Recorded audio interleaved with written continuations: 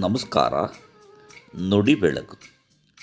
ವಾಸುದೇವ ನಾಡಿಗ್ ಅವರ ಪ್ರಜಾವಾಣಿಯ ಅಂಕಣ ಬರಹ ನಮ್ಮೊಳಗೆ ಇರುವ ಶಾಂತಿ. ಪ್ರಾಂತ್ಯದುದ್ದಕ್ಕೂ ದೊರೆ ಡಂಗೂರ ಸಾರಿದನು. ಅದು ಅತ್ಯುತ್ತಮ ಚಿತ್ರಕಾರರಿಗೆ ನೀಡಲಾದ ಆಹ್ವಾನವಾಗಿತ್ತು.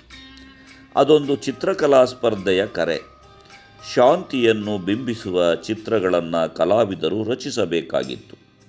ಅದು ಶಾಂತಿಯ ಸ್ವರೂಪವನ್ನು ಗಟ್ಟಿಯಾಗಿ ಹಿಡಿದುಕೊಡಬಲ್ಲ ಚಿತ್ರವಾಗಿರಬೇಕು.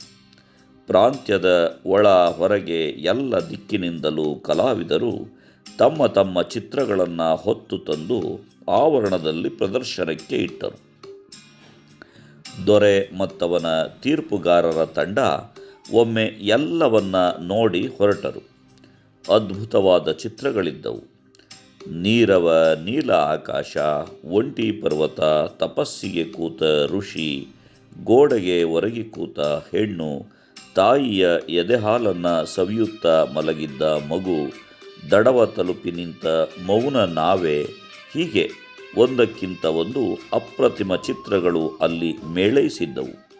ನೋಡುಗರೆಲ್ಲ ಇದಕ್ಕೆ ಬಹುಮಾನ, ಇದಕ್ಕೆ ಪುರಸ್ಕಾರ ಎಂದೆಲ್ಲ ಮಾತನಾಡುತ್ತಾ ಹೊರಟರು. ಬಹುಮಾನದ ಬಗ್ಗೆ ಎಲ್ಲರಲ್ಲೂ ಕುತೂಹಲ.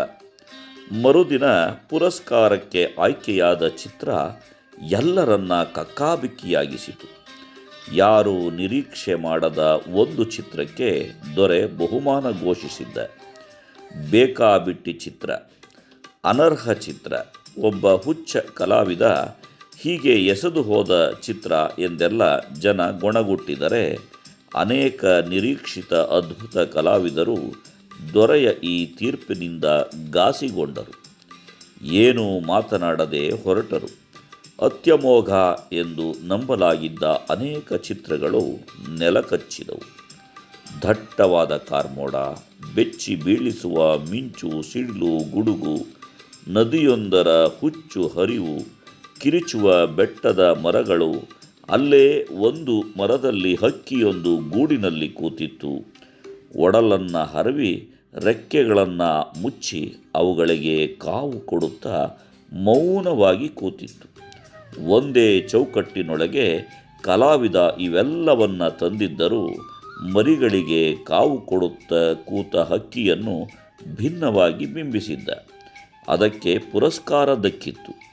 ತನ್ನ ಸುತ್ತಣ ಅಷ್ಟೆಲ್ಲ ಭಯಭೀತ ಘಟನೆಗಳು ಕುಣಿಯುತ್ತಿದ್ದರೂ ಆ ಹಕ್ಕಿ ಬೆದರದೆ ತನ್ನ ಗೂಡಲ್ಲಿ ಕೂತಿತ್ತು. ಹೊರಗಿನ ಯಾವುದೇ ತಲ್ಲಣಗಳು ಅದರ ಶಾಂತಿಯನ್ನು, ನೆಮ್ಮದಿಯ ದಾರಿಯನ್ನು ಕಂಗೆಡಿಸಿರಲಿಲ್ಲ. ಇದೇ ತಾನೇ ಶಾಂತಿಯ ಅನನ್ಯ ಅಸ್ತಿತ್ವ. ಅದು ಹೊರಗೆ ಇಲ್ಲ, ಒಳಗೇ ಇದೆ. ವೃಥಾ ಹುಡುಕಿಕೊಂಡು ಹೋಗುತ್ತೇವೆ, ದಣಿಯುತ್ತೇವೆ. ಸಂತೆಯ ಮಧ್ಯೆಯೂ ಸಂತ ತಪಸ್ಸನ್ನು ಕೈಗೊಳ್ಳಬಲ್ಲ. ಆಂತರಿಕ ಶಾಂತಿ ಅಂತೀವಲ್ಲ, ಅದರ ಇರುವಿಕೆ ನಾವೇ ಕಂಡುಕೊಳ್ಳಬೇಕೆಂಬ ಸತ್ಯವನ್ನು ಈ ಕಲಾವಿದ ಹಕ್ಕಿಯ ಮೂಲಕ ಗಹನವಾಗಿ ನಿರೂಪಿಸಿದ್ದ. ಕಾಣುವ ಕಣ್ಣು ಬೇಕು, ಅನುಭವಿಸುವ ಹೃದಯ ಇರಬೇಕು.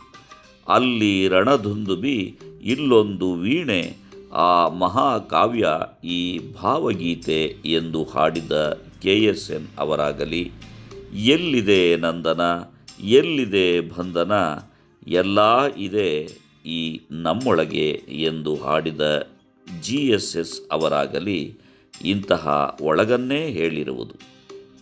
ನಮಸ್ಕಾರ, ಧನ್ಯವಾದಗಳು.